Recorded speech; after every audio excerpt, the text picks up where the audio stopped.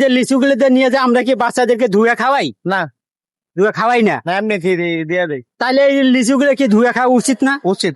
গাছে কত পোকামাকড় থাকতে পারে। এই জন্য আমি আপনাদেরকে বলছি এই ভিডিওটা শেয়ার করে দিবেন, যাতে আরো অনেক মানুষ সচেতন হইতে পারে এবং তারা যেন সতর্ক অবলম্বন করে চলতে পারে।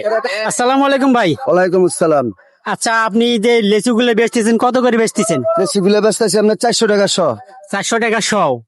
আচ্ছা, এই যে লিচুগুলো মানুষ যে কিনতে আছে, হ্যাঁ। এটা কিভাবে খাওয়ানোর দরকার? এটা আপনার নিয়ে বাসায় নিয়ে পানি দিয়ে ধুয়ে খাওয়ার দরকার। উপরে ময়লা টয়লা থাকে, কত গাছের পোকামাকড় আড়ে গুড়ে। এক ফোলা পানি তো আর এটা বুঝবে না সুস্থ ভাবে চলানোটা। ফোলা পানি তো লইতেছে, মুহ দিয়ে লইতেছে, এই ময়লা গিলি আবর্জনা গিলি পেটের ভিতরে যাইতেছে। এই চুলকা থাকতে ওই উপর দিয়ে পরিষ্কার করে পানি দিয়ে ভিজাই তারপরে খাওয়ানো লাগে, তাই ময়লা থাকে। আচ্ছা, ধন্যবাদ জানাচ্ছি আপনাকে।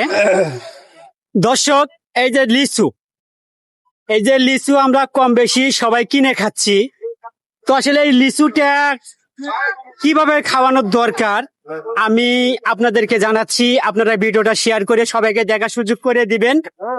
আপনারা অনলাইনে গত কয়েকদিনের ভেতরে দেখতেছেন যে বিভিন্ন জায়গায় 3টা শিশুর দুর্ঘটনা ঘটেছে।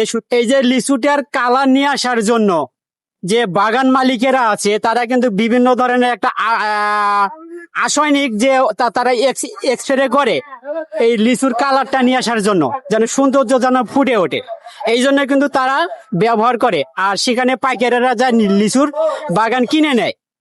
তো আসলে এই লিচুটা আমরা যখন বাসায় নিয়ে যাই, এই লিচুটা নিয়ে যায় বাচ্চাদেরকে দেয়, তারা চুলাইয়া মুখে দেয় এবং খায়।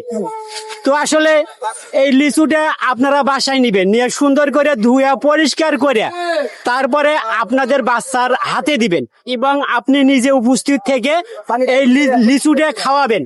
কারণ আপনি যদি ধুয়েও যদি দেন, তাহলে এই লিচুর বিচিটা আছে এমন আছে গলায় আটকে যেতে পারে, এতে একটা দুর্ঘটনা ঘটতে পারে। এই জন্য লিচুটা আপনি নিজে থেকে ছোট বাচ্চাদেরকে ধুয়ে এবং নিজে থেকে খাওয়াবেন, তাহলে আপনারা দুর্ঘটনার হাত থেকে বাঁচবেন। আচ্ছা ভাই, আমি যে কথাগুলো বললাম, আমার কথা কি যুক্তি আছে? বাস্তব। জি। তো আসলে আমরা এই যে লিচুগুলোতে নিয়ে যাই, আমরা কি বাচ্চাদেরকে ধুয়ে খাওয়াই? না ধুয়ে খাওয়াই না। এমনি দিয়ে দেয়। তাহলে এই লিচুগুলো কি ধুয়ে খাওয়া উচিত না? উচিত।